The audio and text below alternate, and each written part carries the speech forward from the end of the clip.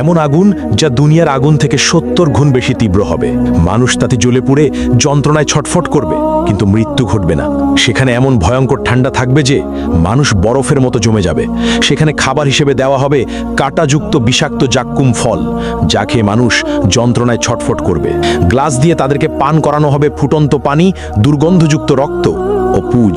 হ্যাঁ বন্ধু, এটা সেই ভয়াবহ জাহান্নাম যা প্রতিটি অপরাধীকে ফেস করতে হবে।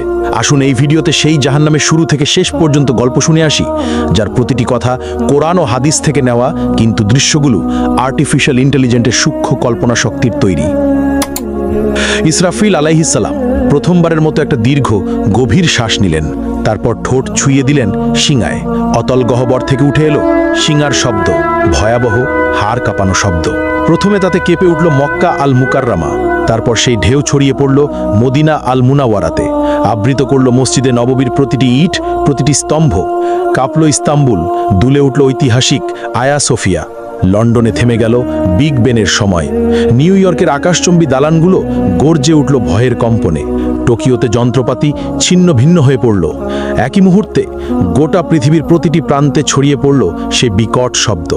আকাশের তারারা একে একে নিভে যেতে লাগল।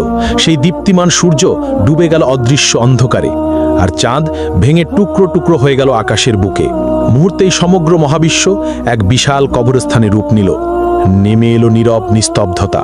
সবকিছু সম্পূর্ণ অন্ধকার, সবকিছু মৃত্যু কোলে ঢলে পড়েছে। সবকিছু আচ্ছাদিত হয়ে গেল, শুধু আল্লাহ অবশিষ্ট রইলেন। ঘোষণা আসলো, আজ কার জন্য রাজত্ব?